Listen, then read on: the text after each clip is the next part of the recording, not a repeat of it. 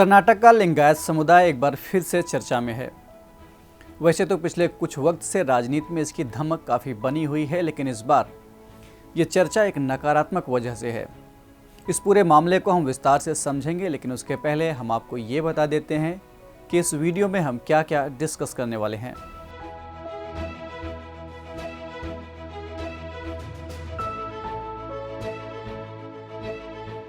तो सबसे पहला सवाल कि यह समुदाय इस वक्त चर्चा में क्यों है। दरअसल कर्नाटक के लिंगायत स्वामियों में से एक डॉक्टर शिवमूर्ति मुरुगा शरणरू के खिलाफ 2 नाबालिग लड़कियों के कथित यौन शोषण का मामला दर्ज किया गया है। इसके अलावा उन पर अनुसूचित जाति जनजाति अत्याचार निरोधक कानून के प्रावधानों के उल्लंघन का भी आरोप है। बता दें कि डॉक्टर शिवमूर्ति मुरुगा शरणरू मुरुगा मठ से संबंधित हैं। मुरुगा मठ उन मठों में से एक है जो समाज सुधारक संत भगवान बसवेश्वर के सुधारवादी आंदोलन के बताए मार्गों पर चलता है। अगला सवाल कि ये लिंगायत कौन है। लिंगायत एक धार्मिक समुदाय है जो 12वीं सदी के समाज सुधारक वासवन्ना के अनुयायी हैं। दरअसल कर्नाटक में हिंदुओं के मुख्यतः 5 संप्रदाय माने जाते हैं, जिन्हें शैव, वैष्णव, शाक्त, वैदिक और स्मार्त के नाम से जाना जाता है। इन्हीं में से एक शैव संप्रदाय के कई उप संप्रदाय हैं। उसमें से एक है वीर शैव संप्रदाय। लिंगायत इसी वीर शैव संप्रदाय के हिस्सा हैं। शैव संप्रदाय से जुड़े अन्य संप्रदाय शाक्त, नाथ, दशनामी, माहेश्वर, पाशुपत, कालदमन, कश्मीरी शैव और कापालिक आदि नाम से भी जाने जाते हैं। वीरशैव पंथ की शुरुआत जगतगुरु रेणुकाचार्य ने की थी। उन्होंने 5 पीठों की स्थापना की, जैसे कि आदि शंकराचार्य ने की थी। इन 5 पीठों में से सबसे महत्वपूर्ण मठ चिकमंगलूर का रंभापुरी मठ है। इतिहासकार बताते हैं कि वीर शैव पंथ काफ़ी प्राचीन है और वैदिक धर्मों में से एक है।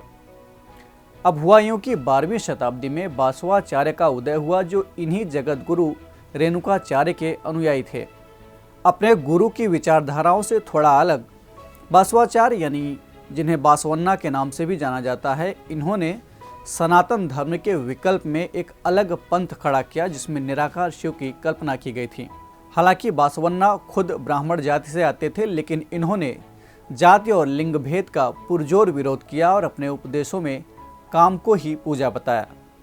इन्होंने कल्याणी चालुक्य अथवा कलचुरी चालुक्य शासन के दौरान प्रशासन में भी अपना महत्वपूर्ण योगदान दिया था।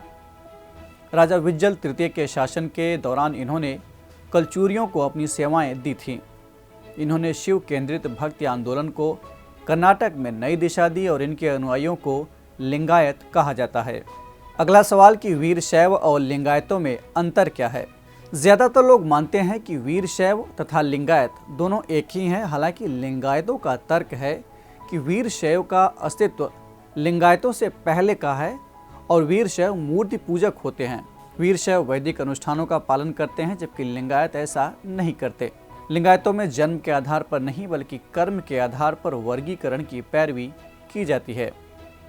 लिंगायत मृतकों को जलाने की बजाय दफनाते हैं और श्राद्ध नियमों का पालन नहीं करते हैं, और वे ना तो ब्राह्मणवादी जाति व्यवस्था को मानते हैं और ना ही पुनर्जन्म को। इन्होंने मूर्ति पूजा का भी विरोध किया। जहां वीर शैव पंथ को मानने वाले जनेऊ धारण करते हैं, वहीं लिंगायत जनेऊ तो नहीं धारण करते हैं, लेकिन ईष्ट शिवलिंग को अपनाते हैं, उसे धारण करते हैं और उसकी उपासना करते हैं। वीर शैव वेद और पुराणों पर आस्था रखते हैं। लिंगायत बासवन्ना के शरण यानी वचनों पर चलते हैं, जो संस्कृत में नहीं बल्कि वहाँ की स्थानीय भाषा कन्नड़ में है। अगला सवाल कि लिंगायतों की मांग क्या है। लिंगायतों का मानना है कि वह हिंदू नहीं है, क्योंकि उनका पूजा करने का तरीका हिंदुओं से बिल्कुल अलग है। वो निराकार शिव की आराधना करते हैं, वे मंदिर नहीं जाते हैं और ना ही मूर्ति की पूजा करते हैं। इसीलिए उन्हें हिंदू धर्म से अलग धार्मिक रूप से अल्पसंख्यक का दर्जा दिया जाए। अब अगर इन्हें धार्मिक रूप से अल्पसंख्यक का दर्जा मिल जाता है, तो इन्हें आर्थिक और सामाजिक रूप से पिछड़े लोगों के आरक्षण का फायदा मिलेगा। बात जब आरक्षण किया गई तो राजनीति तो स्वाभाविक रूप से आनी ही आनी है। तो समझते हैं कि इनको लेकर राजनीति किस तरह की चल रही है। कर्नाटक की कुल आबादी में लिंगायत तकरीबन 17% हैं अब सभी राजनीतिक पार्टियां इनके वोट बैंक को अपने पक्ष में करना चाहती हैं। इसीलिए जब जब चुनाव आता है तो राजनीतिक पार्टियां इनके पक्ष में कुछ न कुछ आश्वासन जरूर देती हैं। अभी कुछ समय पहले कांग्रेस की सरकार ने लिंगायत को अलग धर्म के रूप में मान्यता देने का प्रस्ताव पारित किया था।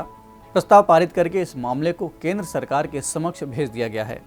अब बीजेपी शासित केंद्र सरकार के सामने दुविधा ये है कि अगर वो राज्य सरकार के प्रस्ताव को खारिज कर देती है तो उसे लिंगायतों की नाराजगी का सामना करना पड़ सकता है। अगर प्रस्ताव को मंजूरी दे दी जाती है तो इसका श्रेय लेने की कोशिश कांग्रेस करेगी। खैर, क्या फैसला आएगा ये तो अभी भविष्य की बात है, लेकिन इससे पहले इस बात पर विचार करना आवश्यक है कि भारतीय पंथनिरपेक्षता ये कहती है कि राज्य धर्म के मूलभूत विषयों में हस्तक्षेप न करे। इस एपिसोड में इतना ही और अब बारी है आज के सवाल की। आपको कमेंट करके बताना है कि अलवर और नयनार संत कौन हैं।